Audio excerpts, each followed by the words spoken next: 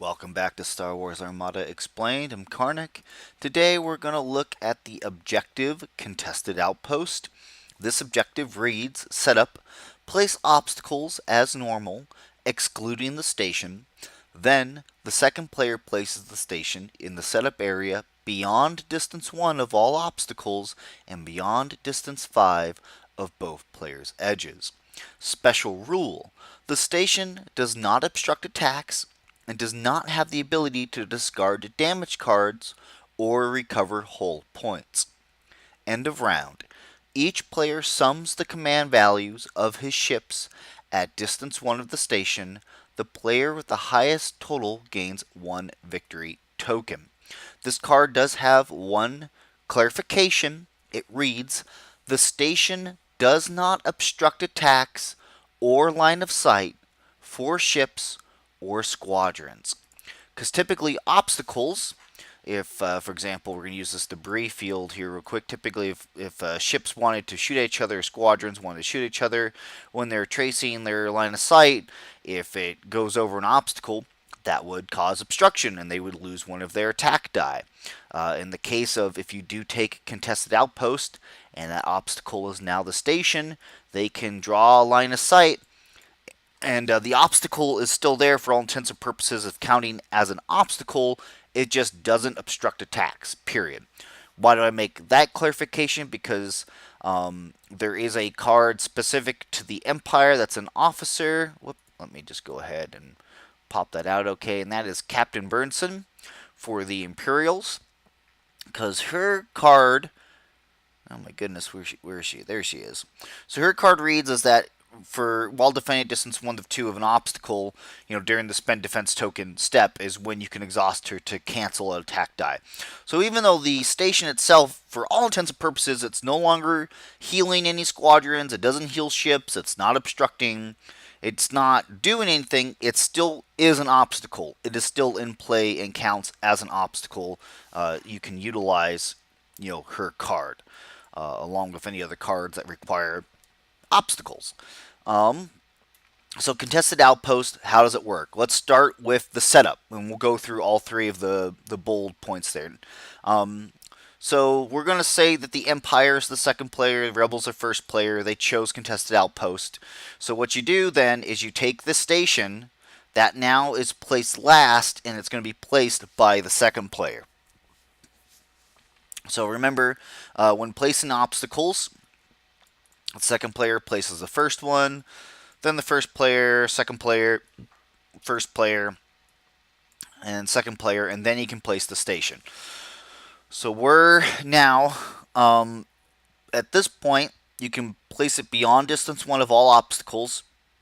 It needs to be beyond distance 5 of both players' edges. Where's distance 5? It's this second horizontal line from each player's edge. Remember, the first horizontal line is distance 3. The second one is distance 5. So the station would need to be placed, for example, out here. And you can't have that literally touching right up to the edge of the line, as long as it's not any closer than distance 5. And again, check to make sure it's not in distance 1 of any other obstacle. In this situation, that's perfect. We've set that beyond distance 5. It's not within distance 1 of any other obstacle. Now it is placed. Again, the special rule is the station doesn't obstruct attacks, doesn't heal any damage, nothing else like that. So how do you score with this objective? Well, as long as your ship ends its movement and it's within distance 1, which again, distance 1 is the black circle here. We're using the distance band. Red is range 2, orange is range 3, the peach color is range 4, and yellow is range 5. So that obstacle, the outpost, needs to be at distance 1 of the ship in order to make sure that you're claiming the victory token, which a victory token is 20 victory points. So again, when you're making that measurement from the ship to the station, it can even just be the tiniest little chunk. In a real game, you need to make sure that when you're judging the distance, you're measuring from the plastic base of the ship to the closest point of the obstacle. You're not making an attack, so you don't measure from the black cardboard to the station, okay? You measure from the actual plastic ship base to there. Don't count the shield dials or any of the stuff that's, part of the shield dials. That's not counted, it's not included. Those are not part of the ranging. So you range from the closest plastic frame point of your ship, that's not the shield dials, to the station. That's at distance 1.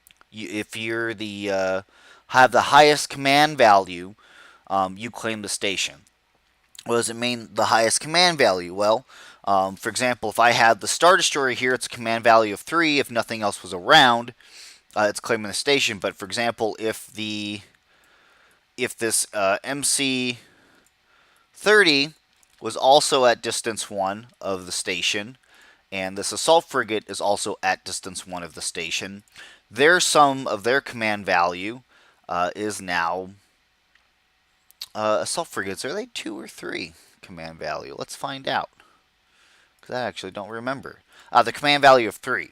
So with those two together, they now have a command value of 5. So they override the 3. And even if this Gazanti was at distance 1, he's only got a command value of 1. That's only 4 between the Empire, 5 between the Rebels. The Rebels claim the station. They get the station beers, as I like to call it. And that is, for all intents and purposes, that's how Contested Outpost is played. There's no other crazy interactions or any other crazy things I need to go over, except, that's right, for one instance or 2 instances, I just want to touch on cards, because, for example, if you do bring an interdictor and you do bring a grav shift reroute, if you place that token within distance 3 of that station, you actually can drag that station to start closer to your side. Because again, you can move that within distance 2 of its original location. Because that trigger is after the deployment of fleets is when that happens. So it's after the obstacles have been placed, you fulfill the requirement of the setup of the card, but then this card comes along and then you can shift obstacles around. You can drag that station closer to you. Want to make sure I was touching on that.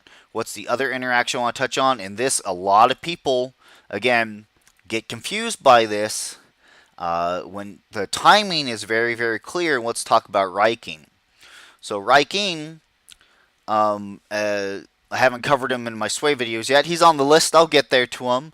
But General Riking's ability is essentially once per round, any unique or any friendly ship or any friendly unique squadron, if it's destroyed, you can use Riking's ability to keep that in play, only for one of those things. So either a ship or a squadron.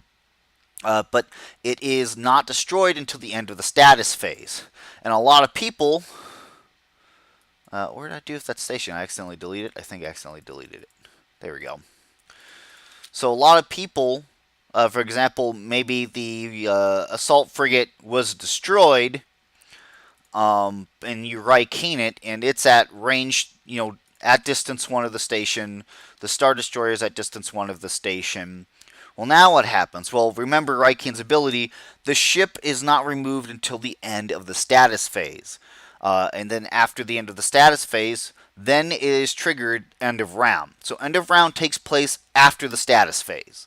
So Riking's ship, the zombified ship, is destroyed. It's now removed at the end of the status phase, and then you go into end of round where you now count who is controlling the station.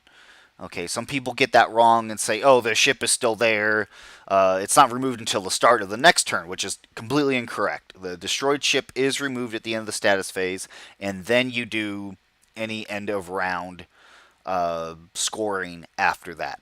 So that's Contested Outpost. Of course, if you feel like I got anything wrong or if anything is an error, please be sure to let me know. Leave a comment. Appreciate you guys watching my videos, and I'll catch you next time.